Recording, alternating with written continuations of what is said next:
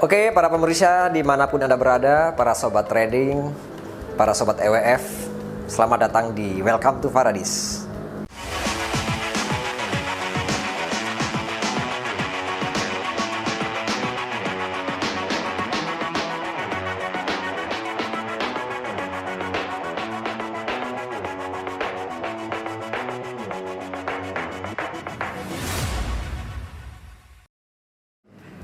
Hari ini saya akan menjelaskan sebuah konten yang ini masih terkadang menjadi rancu di luar sana, terutama bagi orang-orang yang memang sudah gemar untuk trading.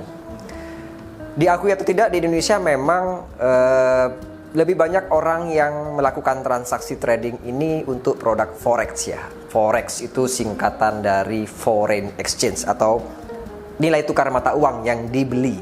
Misalnya orang membeli uang dolar menggunakan mata uang yen, menggunakan mata uang euro, ataupun sebaliknya. Nah, berbeda ketika orang bertransaksi di bursa, tetapi memilihnya yang komoditas, misalnya emas. Nah, kontraksesnya pasti berbeda. Misalnya di bursa, orang mau transaksi beli dolar. Di bursa itu ditransaksikannya per lotnya atau per unitnya itu 100.000 dolar. Mau tidak mau membelinya atau membayarnya dengan mata uang yang lain, tetap ditransaksikan per 100.000 dolar per satu lotnya atau satu unitnya. Berbeda ketika orang mau transaksi gold atau emas di bursa berjangka Jakarta. Di sana satu unit 100 troy ounce beratnya. Mau tidak mau orang membeli satu unit atau satu lot gold seberat 100 troy ounce, kan begitu.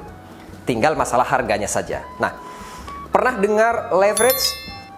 Ya, leverage ada di dalam dunia trading sebagai fasilitas untuk orang bisa bertransaksi tanpa harus membayar full sesuai dengan harga yang ada.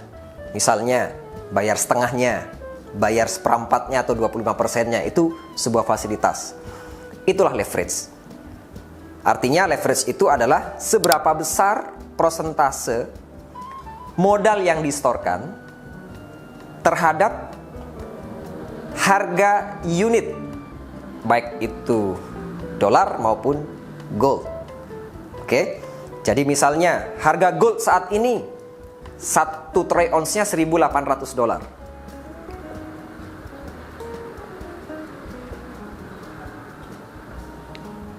Ketika dia membeli satu unit atau satu lot yang itu adalah 100 troy ounce, maka harga gold yang dibeli bukan 1.800 dolar lagi, melainkan 180.000 dolar. Di konten saya sebelumnya kita membahas inilah yang dinamakan dengan kontrak size. Nah, bagaimana dengan leverage? Leverage itu adalah ketika orang membeli sebuah komoditas seharga 180.000 US dollar, dia membayar sejumlah dana ke rekening terpisah, itu berapa dolar? Contoh, ketika dia membayar atau menyetorkan margin jaminannya itu sesuai full harganya, maka dia menyetorkan 180.000 US dollar untuk transaksi satu unitnya. Berarti leverage-nya, angka leverage-nya adalah 1:1, alias besaran prosentasenya adalah 100%. Nah, ketika seorang nasabah menyetorkan dana jaminannya itu 18.000 dolar untuk transaksi senilai 180.000 dolar, berarti ini sama dengan porsi modalnya sama dengan 10%-nya. Leverage yang dikenal di masyarakat berarti 1:10.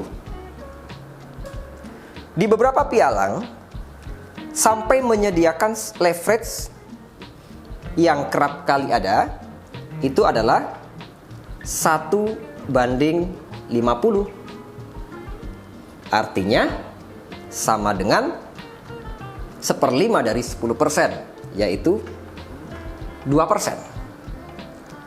Berarti kalau ada sebuah pialang yang menyediakan fasilitas leverage 1:50, Anda harus tahu 1 dibagi 50 sama dengan 2%. Maksudnya apa?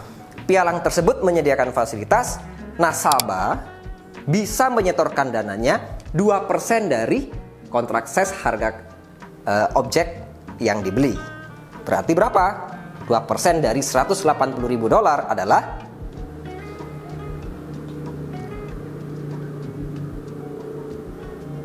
$3.600. Masalah ini akan dirupiahkan. Kalau $1 Anda ikut yang fixed rate, berarti pengalinya adalah, saya kasih contoh, $10.000 per dolarnya. Berarti kalau $180.000 berarti $1.800.000.000. Kalau $18.000 berarti $180 juta. Kalau $3.600 berarti 36 juta. Untuk sama-sama bertransaksi satu unit atau satu lot emas seharga $180.000, ketika dirupiahkan ini 1,8 miliar. Inilah leverage. Jadi pada umumnya dituliskan dalam angka 1:sekian. Ya, Anda tidak usah bingung karena ini ketika Anda hitung pakai kalkulator biasa langsung ketemu persentasenya. Tinggal ini persentase terhadap unit transaksinya atau kontrak size-nya. Oke. Ini adalah perhitungan dasar sekaligus pemahaman yang utama tentang leverage itu sendiri. Nah, ketika Anda sudah paham leverage dan ketika seorang nasabah bertransaksi dengan leverage yang sudah dipilih, masih ada satu tantangan lagi, yaitu ketika bertransaksi dengan leverage yang dipilih, keluarlah modal yang seharusnya distorkan. Setelah itu baru ketika bertransaksinya berjalan, ya, ini dengan leverage segitu, dengan modal segini, bertransaksi jumlah lotnya berapa atau jumlah unitnya berapa. Ini ada satu tantangan lagi, sehingga resiko bertransaksi, saya sebut dengan kemampuan modal kerja seorang nasabah, berapapun dana yang di-store, bukan hanya tergantung kepada leverage, tapi juga tergantung juga ada satu lagi, yaitu jumlah lotnya atau jumlah unit yang ditransaksikan. Intinya, jangan terjebak kepada tawaran leverage 1:10, 1:50-nya, atau 1:100-nya, bahkan ada yang 1:1000-nya. Karena itu fasilitas untuk memudahkan. Tapi ada satu lagi resiko ketika Anda bertransaksi berapa unit atau berapa lot atas dana tersebut. Setelah ini kita akan membahas. Lalu leverage itu ketika bertransaksinya bukan satu lot lagi, apakah leverage-nya bisa berubah? Tentu saja jawabannya pasti berubah. Oke, kita lanjut ke topik berikutnya.